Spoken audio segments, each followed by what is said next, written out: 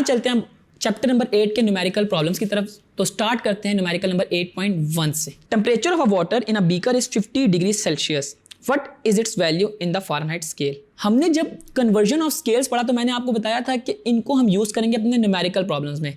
तो I hope आपको याद होगा कि सेल्सियस से फ़ारेनहाइट में कैसे आते हैं, उसका फार्मूला को यूज़ करते हैं हम इसको आए सॉल्व करते हैं। हमारे पास जो टेम्परेचर इन सेल्सियस है वो गिवन है 50 डिग्री सेल्सियस, ठीक है, और आपने टेम्परेचर इन फ़ारेनहाइट को फाइंड करना है।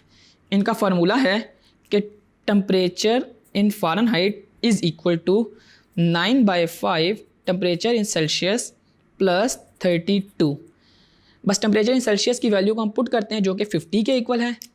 तो मेरे पास 9/5 इंटू 50 प्लस 32, ठीक है। 5 हमारे पास 10 50 हो जाएगा और 9 10 90, 90 प्लस 32 जो है मेरे पास इक्वल होगा 122 डिग्री फ़ारेनहाइट के। तो यूँ आपने देखा कि आपने इनका जो फार्मूला है यूज़ करते हुए सेल्सियस को फ़ारेनहाइट में कन्वर्ट कर लिया।